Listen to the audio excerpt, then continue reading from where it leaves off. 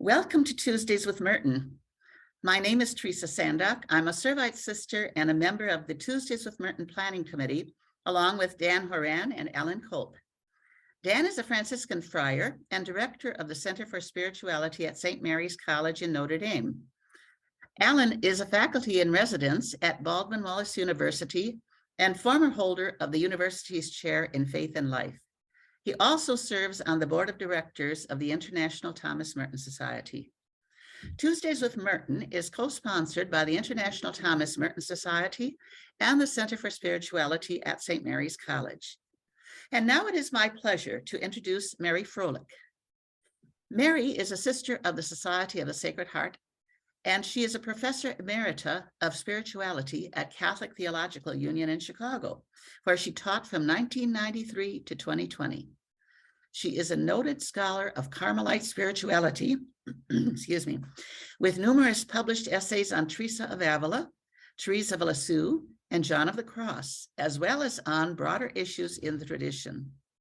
Her book, Breathed into Wholeness, Catholicity and Life in the Spirit, was published by Orbis Books in 2019. She is currently completing another book entitled The Heart at the Heart of the World. She lives in Cambridge, Massachusetts, where she busies herself in writing and eco-spirituality ministry. Here now is Mary Frohlich speaking on Merton as disciple and reinterpreter of St. John of the Cross. Mary? So let us pray.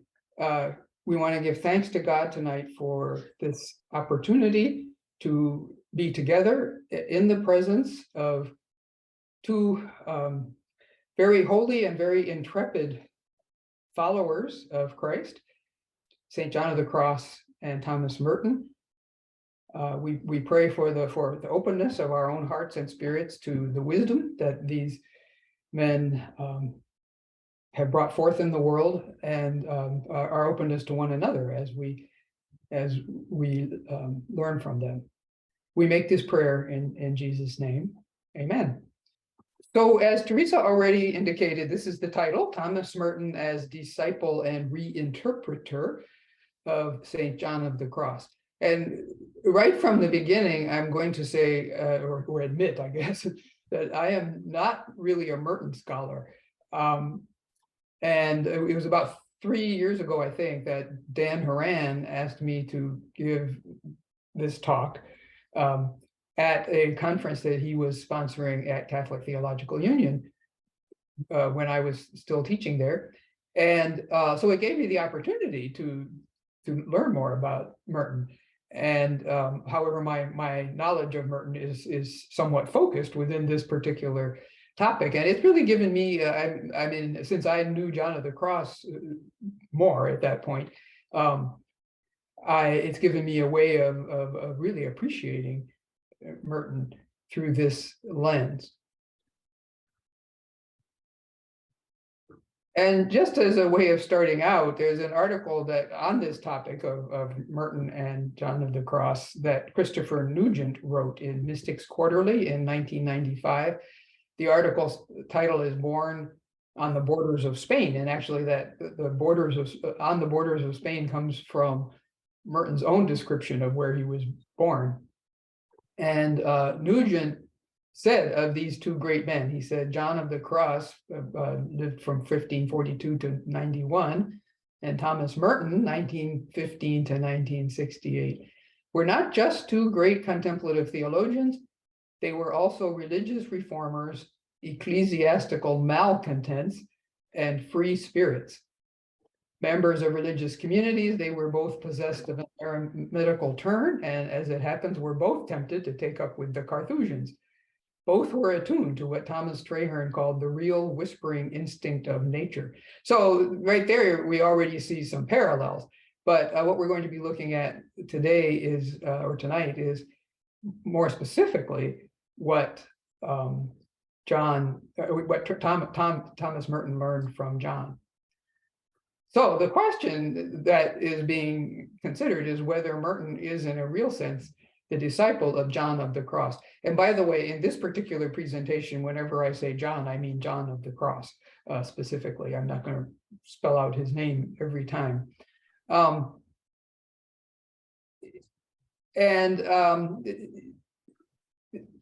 of the elements of this is that both of them were which you might call contemplative theologians or monastic theologians, rather than the more what we call academic or scholastic theologians. They both had training within, to a degree, within academic and scholastic theology, but their own personal bent and their real gift is more in the monastic and contemplative theology that has a more experiential base. It's focused very explicitly toward spiritual transformation and strongly uses images and symbols more so than systematic analysis. And we see in Merton, both of them we see actually trying to write in a more scholastic style, and yet their best work is done when they shift over to the more contemplative style.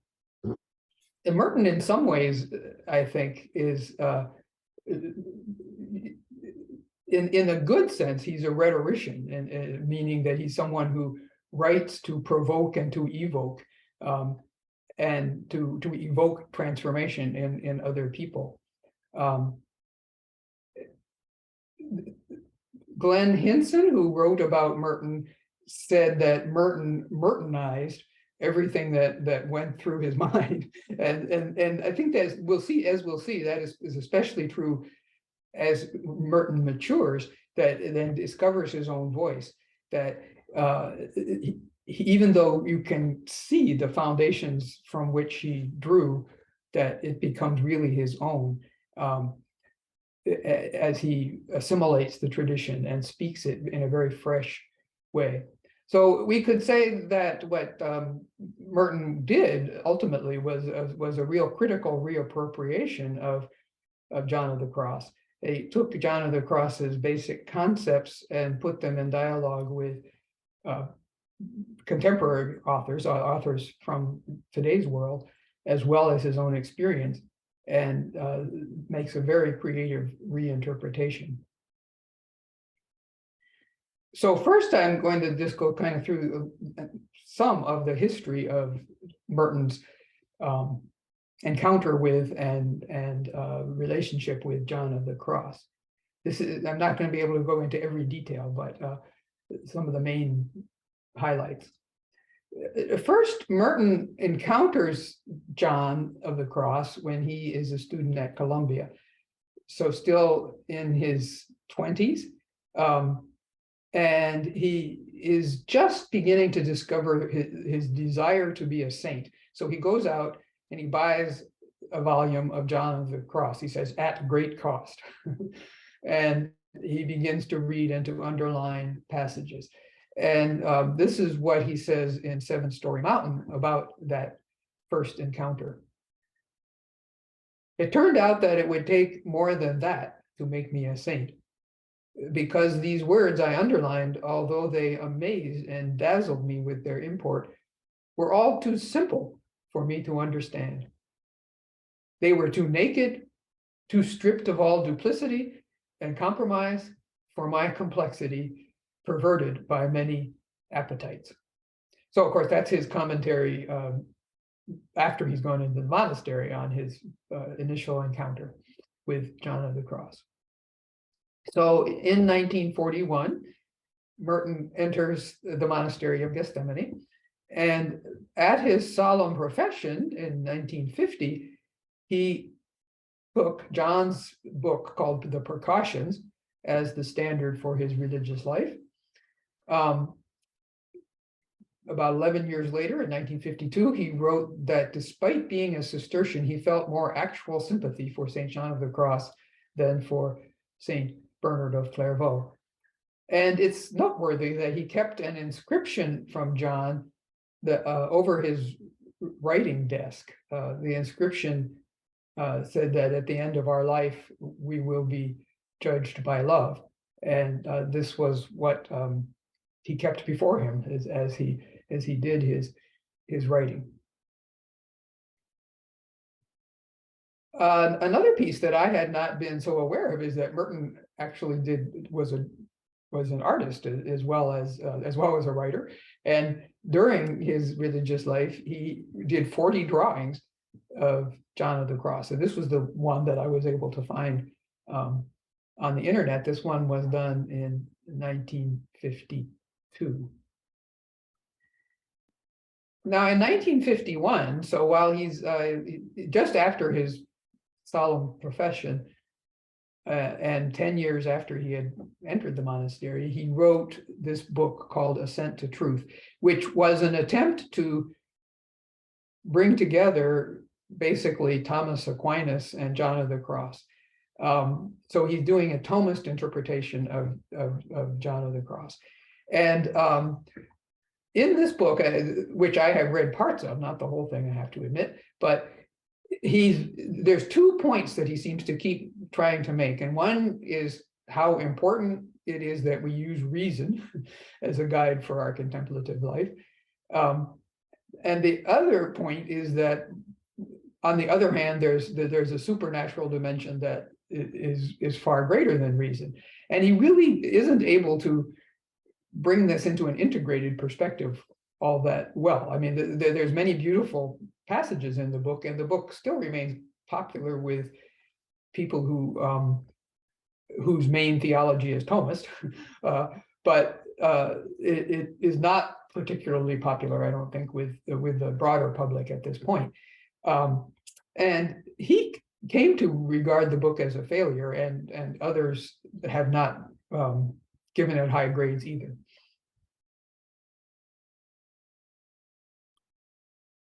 And there are other, and again, these are sort of the highlights of his work with John of the Cross. These are not the only things, but the main times.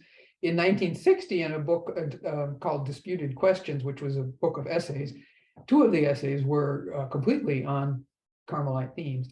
One was entitled Light in Darkness, and it was an apologia for John's asceticism, basically, because often John's asceticism gets a bad rap. People think he's too harsh or whatever. And so Thomas Merton is developing the point that the asceticism of John of the Cross actually leads to freedom, peace, and deep interior silence. And then in the other essay in that book, which was called The Primitive Carmelite Ideal, he was exploring the tension between the hermit life and the community life, which is a basic tension within the Carmelite ideal, because they were hermits in community, or they are hermits in community. And it was obviously something that attracted Merton too very much. He lived in community and yet was strongly attracted to the hermit life. And in that essay also discusses the prophetic dimension of Carmelite life. Carmelite life, the assertion is that Elijah was the founder of the Carmelite community, and nowadays that's recognized as not historically true, but that nonetheless Elijah is a model for Carmelites, and so the prophetic dimension of a deeply contemplative life.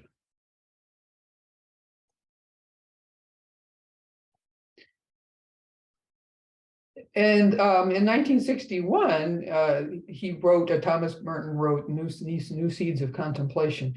And Christopher Nugent, who's the person I mentioned as having done a more thorough study of this question, says that this book is Merton's finest work.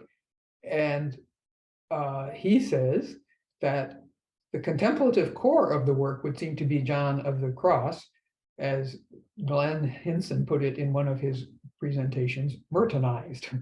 That is, Merton trimmed the edges and made it his own. And actually, over the past month, I went back and started reading the New Seeds of Contemplation. I didn't get through the whole thing, but I was just reading a section each day. And I really do strongly affirm what Nugent says, is that it's very deeply informed by John of the Cross. However, also in 1962, there's a famous quotation, or it's famous among people who discuss this question anyway, in a letter to his dear friend, Sister Madaleva, who by the way, I believe was the founder of St. Mary's College, where this is being sponsored. In this letter, Merton wrote, "Whereas in the old days I used to be crazy about John of the Cross, now I would not exchange him for Julian of Norwich if you gave me the world and the Indies and all the Spanish mystics rolled up in one bundle." Now, of course, that's a rash statement that he's making there.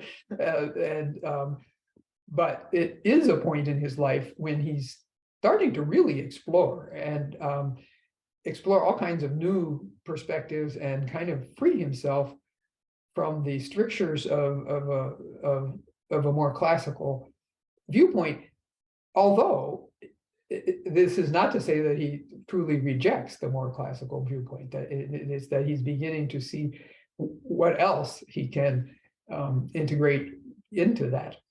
And so this is a period, this period is when he starts to explore the English mystics and obviously becomes very enamored of them. However, again, Christopher Nugent and others don't really believe that this was quite as complete of a turn as he expresses it here in this particular quotation. It's clear that Merton needed something from Julian of Norwich. He needed the luminosity, the tender dimension of her way of approaching God, the motherly dimension of her approaching God. And he needed, some have said, he needed the femininity in that sense, that he was beginning to search for a way to integrate a more feminine perspective within his life. So he learned a lot from Julian, and she remains important, but never as foundational as John of the Cross. And then the next period, or this period from then until his death, so from 1962 to 1968, his maturation and his claiming of his own voice accelerates rapidly. He's exploring during this time and writing about Taoism and Gandhi and Zen and many other exploratory topics.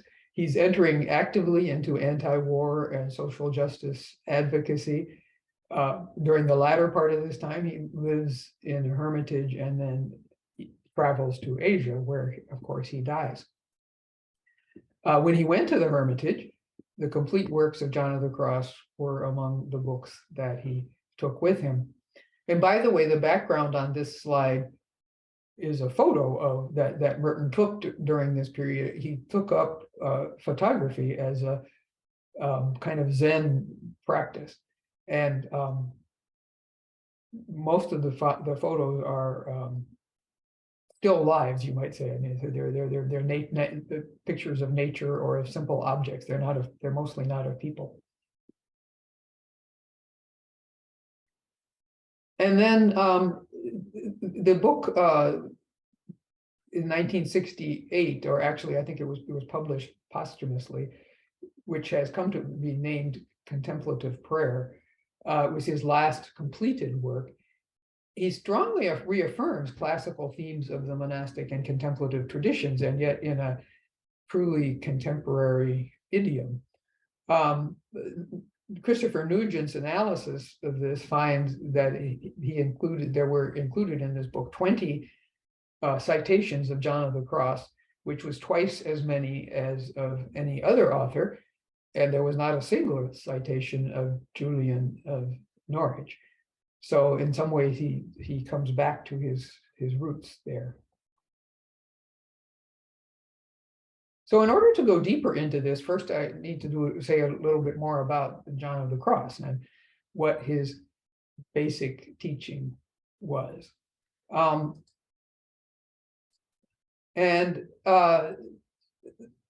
In order to understand John, you need to realize that there are like three concentric frameworks of his spirituality.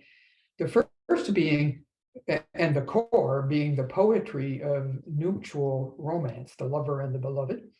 The second being the story of the ascent of the mountain, Mount Carmel. And then the third being the discursive explanation of the first two. And the problem that most people have in reading John of the Cross is that when you pick up, if you pick up this book, the book that's pictured, and you start reading on page 1, you really get mired down in the discursive explanation, and often he uses a lot of scholastic language and repetition and what seems like kind of a harsh asceticism on the level of this discursive explanation. But actually, he says, as he's doing this, that he's trying to explain the poetry. And so I always recommend to anybody who wants to study John of the Cross is, don't pick up this book and read it, or if you do, go to the back and find the poetry. And after you've thoroughly immersed yourself in the poetry, then you can go back and try to see what he's getting at as he explains it. Another element that's important is that his basic anthropology, his understanding of the human person, is that we're constructed as with a lower or exterior part, which includes the sensory faculties, that is the 5 exterior senses, the fantasy, which is not fantasy with an F, but with a PH, which means the archives of sensory memory, and the imagination. And then the other part of the human person is the higher or interior part, the spiritual faculties of memory, intellect, and will. So this is a very typical anthropology of the time, but he refers to it over and over again. Now, this time I'm going to sort of break my own rule, and I'm going to give a short discursive statement of what I understand John of the Cross to be all about. He is teaching that God is infinite love and infinite light beyond the capacity of our sensory and spiritual faculties in their ordinary functioning. Therefore, to be fulfilled and integrated in the radical love of God, we must be empty of all objects of our attention, whether sensory or spiritual, and only that way can we advance in union with God in the dark night of faith. However, poetry is much better. So I'm going to read 2 verses from 2 of John's poems. The first is the poem that he entitled Dark Night, and it gives a very different picture of the night than we often hear. So this is just 1 verse of the longer poem, but it says, "O guiding night, O night more lovely than the dawn, O night that has united the lover with his beloved, transforming the beloved in her lover." So this is the night of love. This is the night in which the lover and the beloved come together. The night that is more lovely than the dawn. It's a totally positive image of the night. Whoops. And this is from a different poem called Spiritual Canticle. It uses a little bit different imagery, but basically the same love story. It says, "In the inner wine cellar, I drank of my beloved. And when I went abroad through all this valley, I no longer knew anything and lost the herd that I was following." So the image of the inner wine cellar and the image of the unknowing, being drawn into, again, the night, or the unknowing of union with the beloved. So as you can see, the poetry evokes in us a sense of mystery and love, whereas the more discursive version may not so clearly evoke that.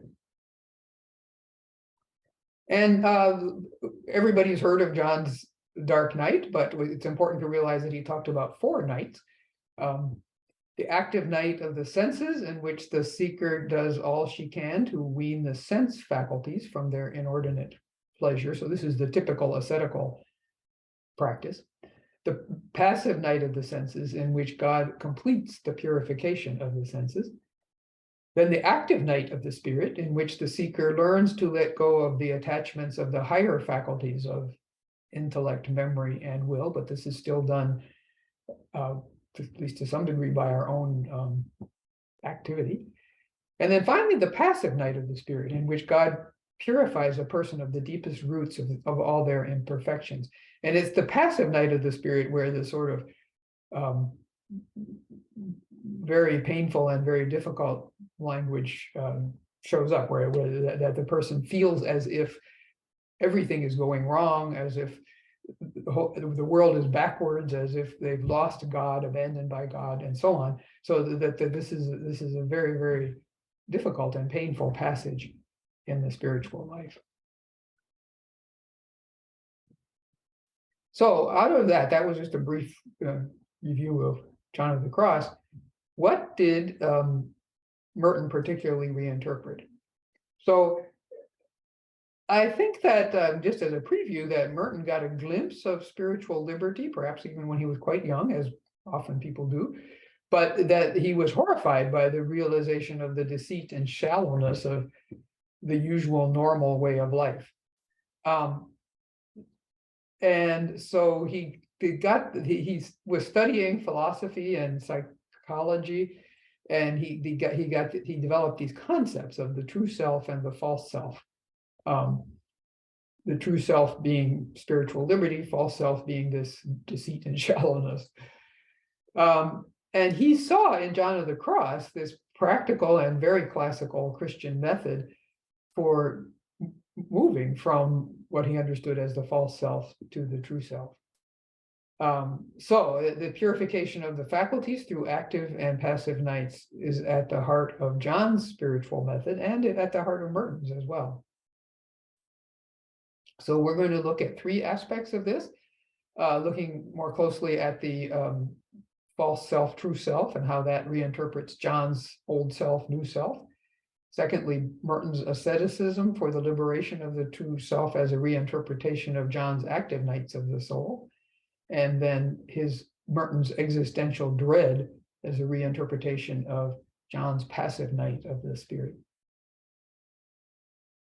So first, these concepts of false self, true self, which are among the more well-known of Merton's concepts.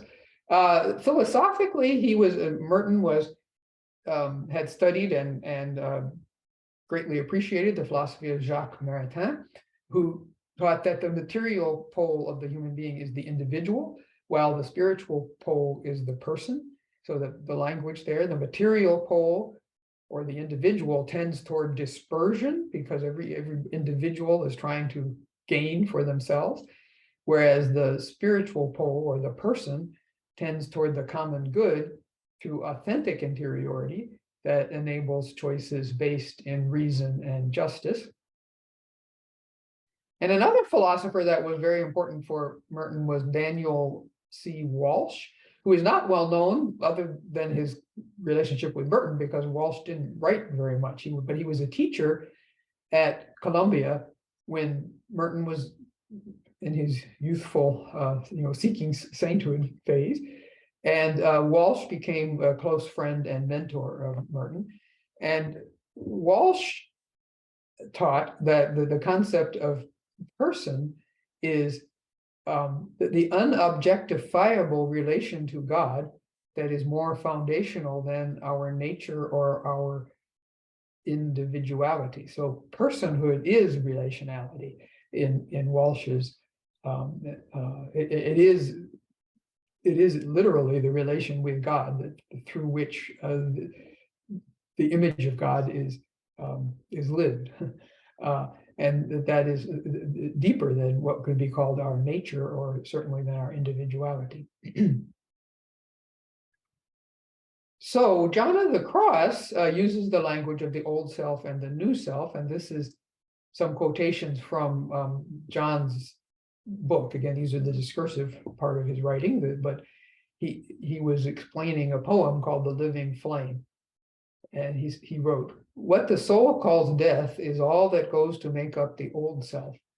The entire engagement of the faculties, memory, intellect, and will in the things of the world, and the indulgence of the appetites in the pleasures of creatures." All that is the activity of the old life, which is the death of the new spiritual life. The soul is unable to live perfectly in this new life if the old self does not die completely. The apostle warns, quote, "Take off the old self and put on the new self, who according to God is created in justice and holiness." In this new life that the soul lives when it has arrived at the perfect union with God, all the inclinations and activity of the appetites and faculties, which of its own in the old self was the operation of death and the privation of the spiritual life, become divine.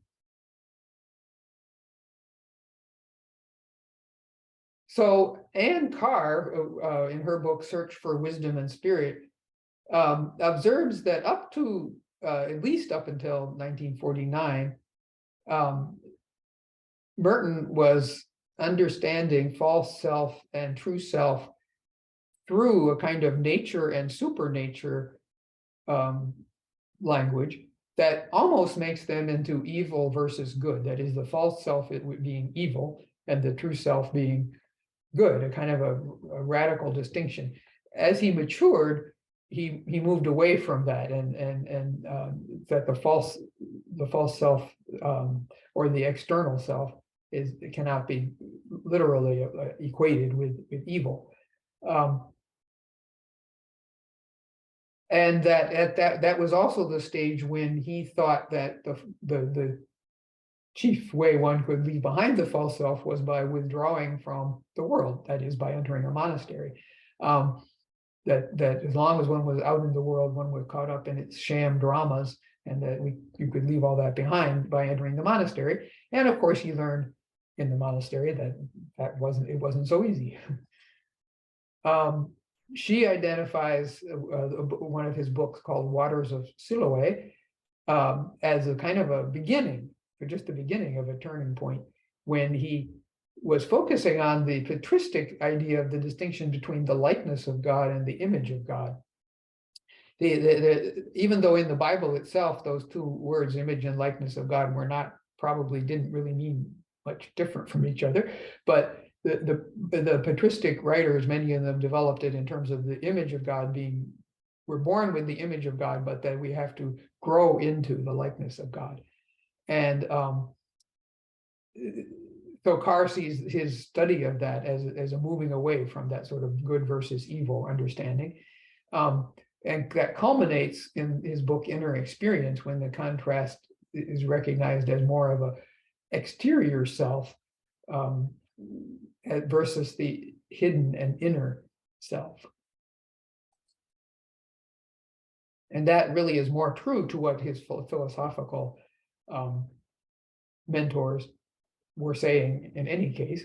And it's also more true to what John of the Cross was attempting to say. So well, maybe I'll put up both quotations at once, but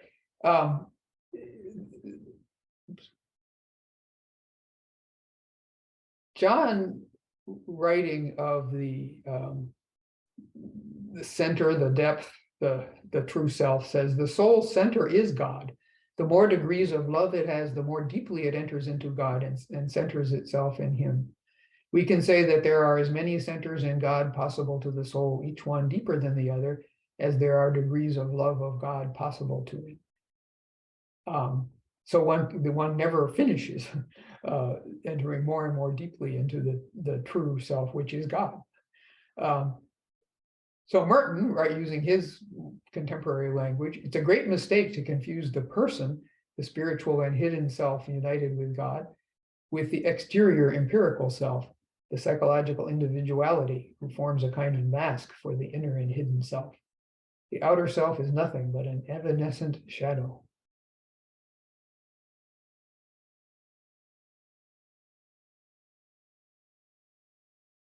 So secondly, looking at Merton's asceticism for the liberation of the true self as a reinterpretation of John's active nights.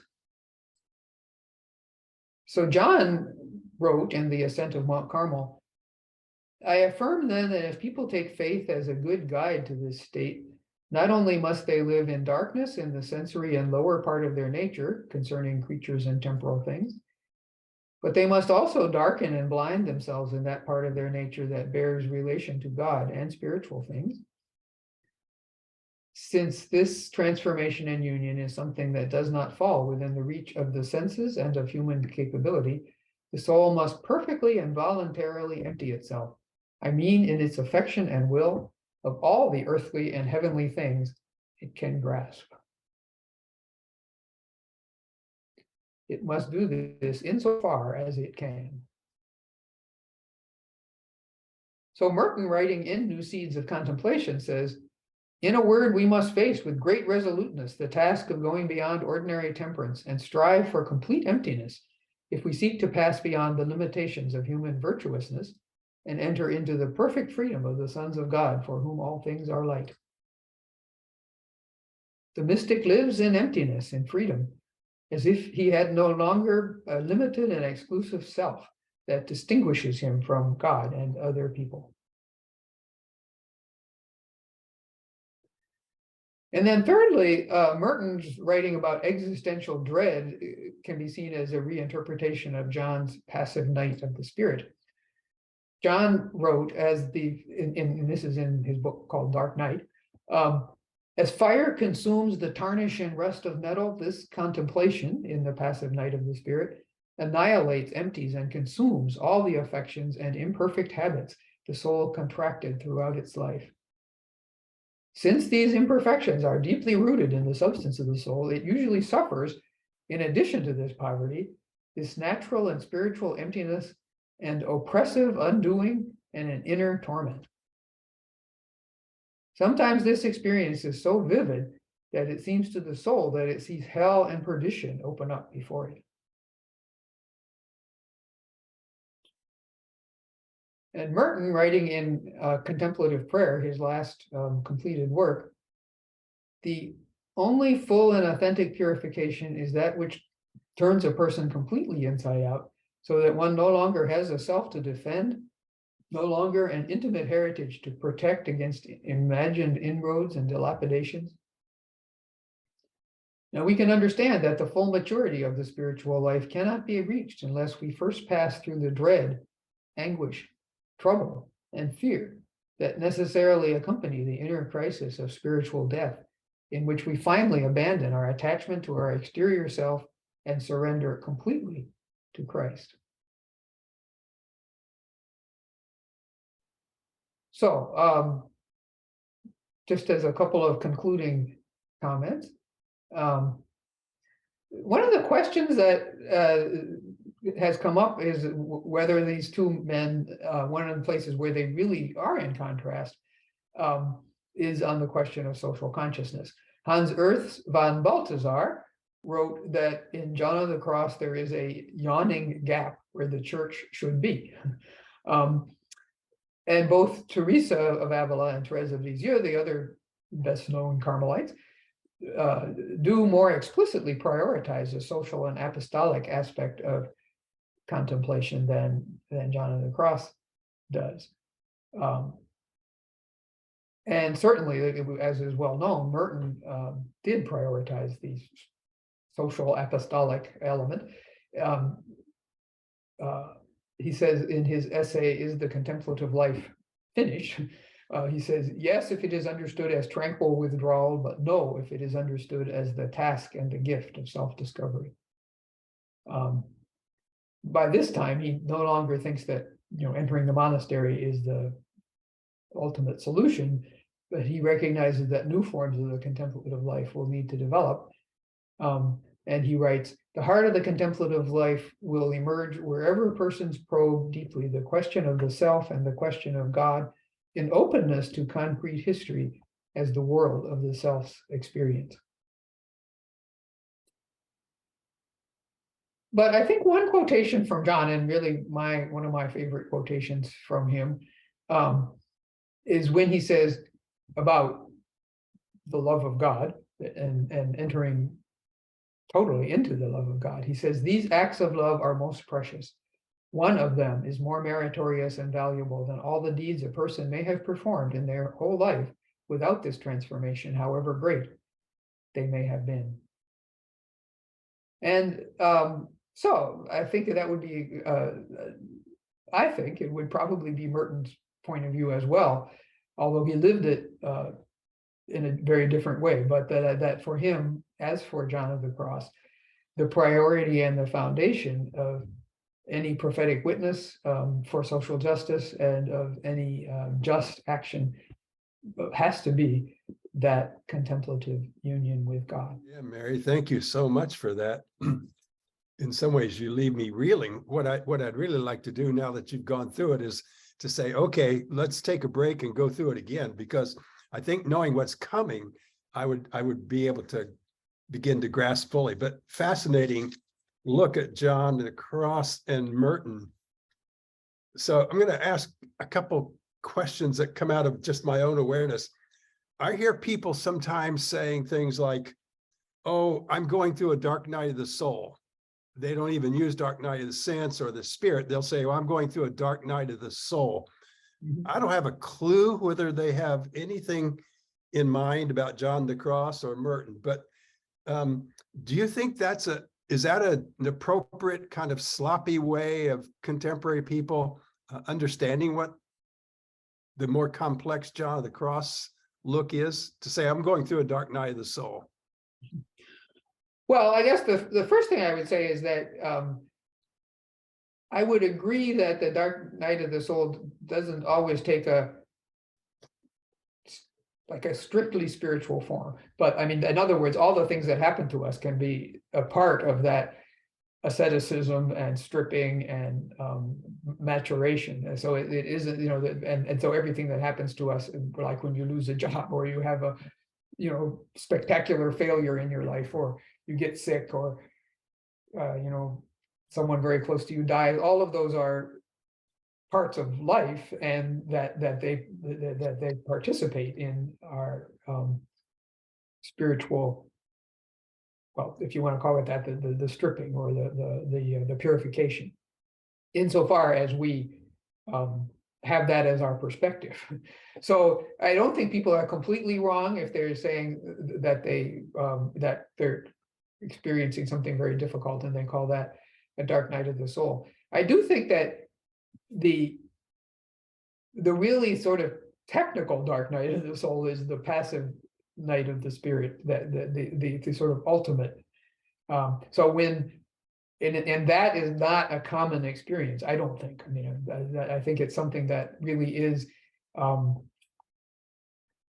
Well, I'm not going to say it has to happen in a monastery. That's definitely not true. But it probably is more likely to be people that are very, very committed to the spiritual journey, who would undergo that dimension as he describes it. But so I guess in a way, I'm kind of saying yes and no. I think every human being is on this spiritual journey, and that there's elements of what John is talking about that can be applied to everybody who is sincerely seeking to mature toward life in God. But that there is kind of a technical element to that final transformation that he's trying to describe in the passive night of the technical, in the sense that it is more specific, I guess you might say. I'm going to stay in this arena for just a bit, and what I'm going to ask you may be unfair, but I'm going to ask it anyway. I could imagine someone saying, well, that dark night of the soul spirit sense thing is, I understand the spiritual aspect of it. To what degree is it also just merely a psychological thing around which we put a spiritual interpretation? So have you done any thinking, either with John or perhaps less so with Merton, about how you nuance out what is the psychological and what is the spiritual? Yeah, well, there's been a number of articles that have been written on the question of what's the relationship between depression and dark night, and they come to varying conclusions. But one of the conclusions is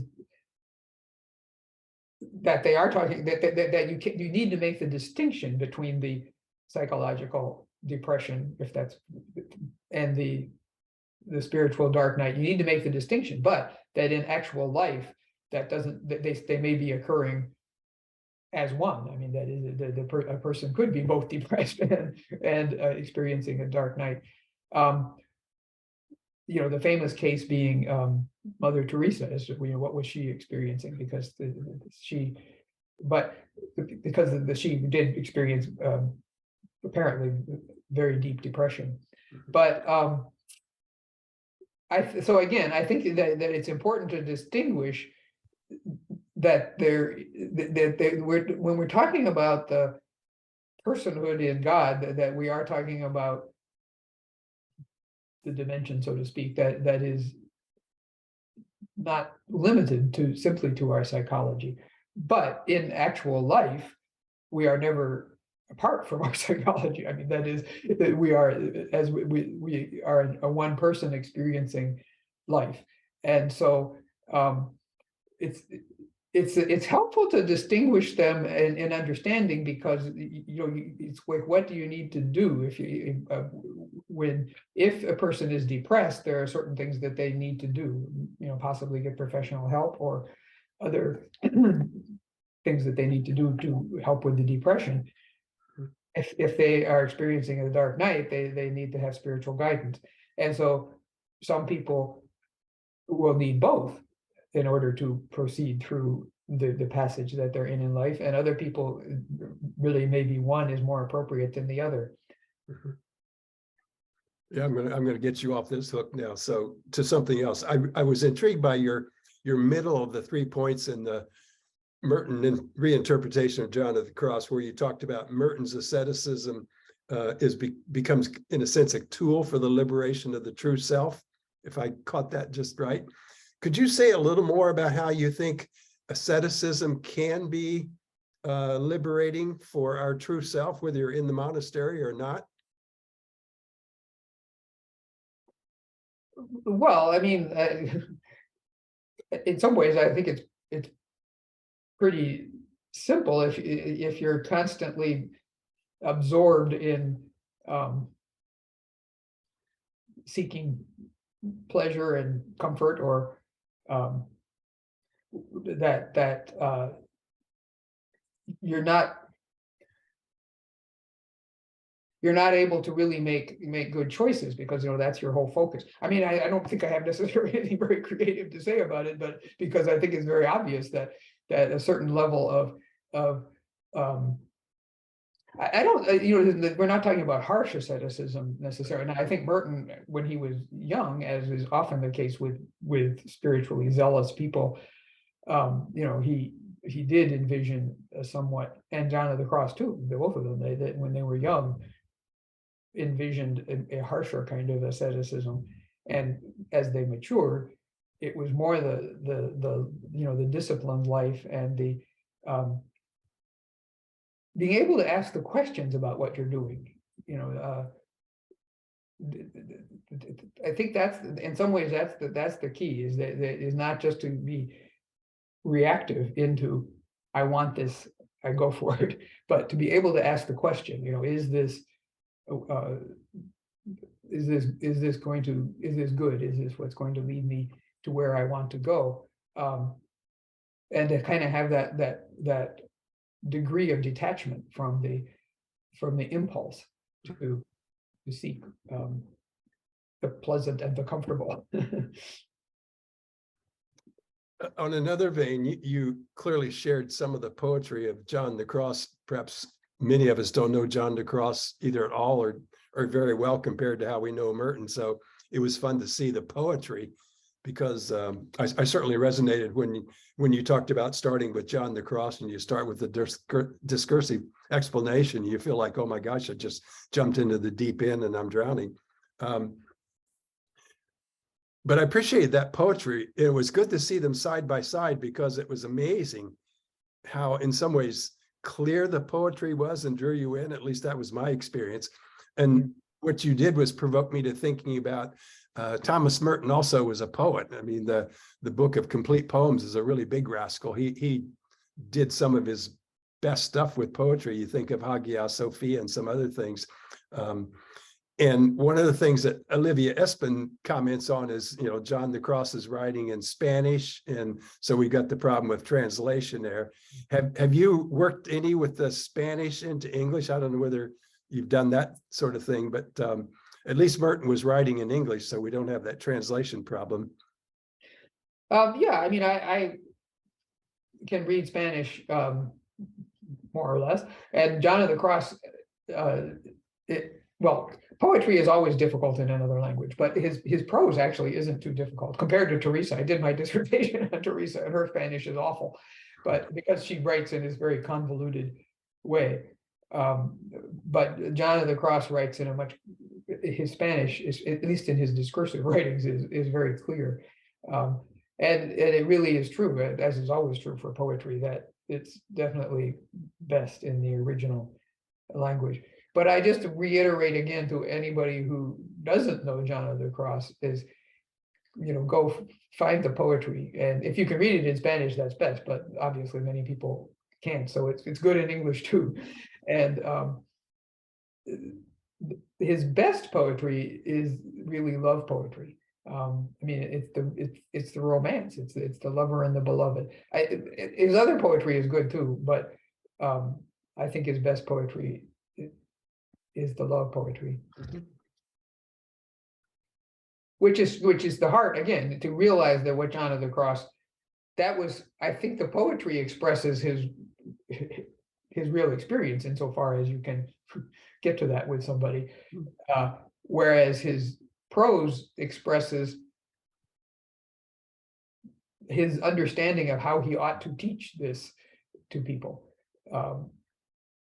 and especially because of the time and culture gap between his time and ours, it makes the prose even more challenging for us. Our own Teresa Sandock has an interesting question for you. Merton once said, "I love beer and therefore the world." Our question for you is, for Merton and John, is there a way that they can both enjoy the sensory world and at the same time achieve spiritual depth? Yes, again, I think this question of asceticism is challenging, because actually I wrote a paper on John of the Cross, an article on John of the Cross and his love of nature, and he has some really sort of almost ecstatic passages on the natural world that he is, and in a sense, I think especially as he matured into his spiritual maturity, he experienced a oneness with creation and a tremendous love of the whole created world. And I think that's true of Merton too, although again, I don't know Merton nearly as well. But so asceticism, again, in youth, both of them, and this is very typical, and that one interprets asceticism as abandonment of the senses. And I think in maturity, it's again, it's not leaving the sense world behind, but it's being able to make use of the senses without being swallowed up in them, I guess you might say, to appreciate and to see them and see the things of the senses in their place, and to be able to let them go when you need to. I mean, that for the sake of love. I mean, that you aren't, the sort of addiction to, I mean, not even in the classical or the full sense of addiction, but that all of us probably sometimes feel like we are drawn to something that we really should, it would be better if we let it go. And so I think it's a maturation process and I certainly, again, having studied John of the Cross more fully, but I would see that in Merton as well, the little that I know about him. Good. Let me pick up on that last piece, that you certainly come to us as a seasoned scholar in Carmelite spirituality and have helped us tie that to Merton tonight. how do you think doing this presentation has affected the way you might understand and appreciate Merton? Well, it's given me a way into Merton and a way to appreciate him. I think previously I had read snippets, I guess you might say, of Merton, and while I liked his writing, I didn't have a grasp of his point of view, I guess you might say. I read it more like as something interesting, I guess, and helpful, but now I feel like I have much more of a grasp of who Merton is and what he was trying to teach. But now, again, I have to acknowledge that other scholars, I've taken a very specific point of view into Merton, and this is not to say that John of the Cross is the only influence on him. Obviously, he was influenced by hundreds of different spiritual and secular thinkers and writers, and other people could do presentations showing how much his perspective was shaped by them. But for me, it has given me this real sense of him, and I would offer that to other people, that it is a way of getting a fairly quick, I guess, grasp of the sort of system, I guess you could say, out of which he's operating, and what he's trying to integrate all these other things into. Yeah, good. Well, I've set you up for an invitation this summer to come to St. Mary's and be a part of the Thomas Merton gathering for 3 or 4 days, the conference. It should be a lot of fun, and will expand your knowledge of Merton. And with this, I'm going to ask the last question and then throw it back to Teresa. I'm always interested in the kind of so what. As you've worked now with Carmelite theology and you've helped us take a look at Merton reinterpreting John of the Cross, could you offer some practical tips for the typical lay Christian for their spiritual growth? What kinds of practical tips might emerge from what you've given us tonight?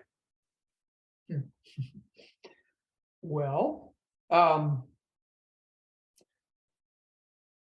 I mean, one is to remember that it's a love story, and the analogy of a love story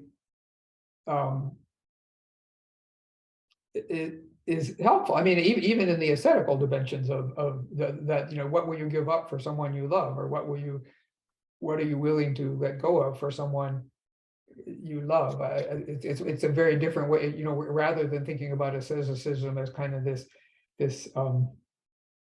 athletic endeavor, which is often the way it kind of is presented, but that asceticism is a love story. What do parents give up for their children? What does the bride and bridegroom give up for each other?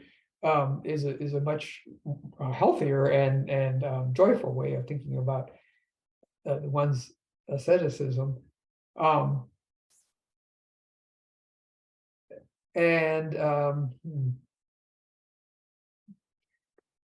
I guess to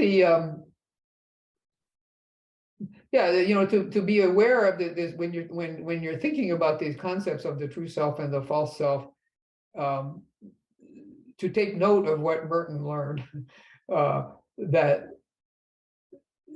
it's not good and evil. It's the depths, that the unobjectifiable relation with God, as distinct from the person that's involved in this very messy world. I mean, that is doing as well as they can in the midst of this very messy world, and to think about true and false not as sort of like absolute, but more that way, as the inner deepest relation with God and the involved person, because I do think that Merton's language can be misleading. I mean, that true and false. So, and I'm sure that's been discussed probably by many other people, but that it's something to be to be careful with. Thank you very much, Mary. Teresa? Mary, thank you so much for your conversation with us this evening and for bringing the Carmelite spirituality, and particularly John of the Cross, into our conversation about Thomas Merton. It really was very informative, and I appreciated it very much. This evening, we have Julia Fader as the person who is providing tech support. So thank you, Julia. She's standing in for Dan Horan, who's on leave at this point. Not really on leave, just taking his spring break, I believe. Thank you, Ellen, again, for so skillfully moderating the questions. I want to also thank Bob Grip, who posts the webinars on YouTube, Mark Mead, who makes them available as podcasts, and all of you for joining us today and for continuing to spread the good word about Tuesdays with Merton. You can find links to the recordings of previous webinars at merton.org/ITMS. There you will also find information about the International Thomas Merton Society. If you are not already a member, we invite you to consider joining. And we also welcome donations to support Tuesdays with Merton. If you're a St. Augustine fan, you won't want to miss next month's webinar by Pat O'Connell, who will speak on Beyond the Blurbs, Thomas Merton and St. Augustine. Registration is now open at www.mertonitms.org. So for now, goodbye, stay safe, and have a happy St. Patrick's Day. I look forward to seeing you next month.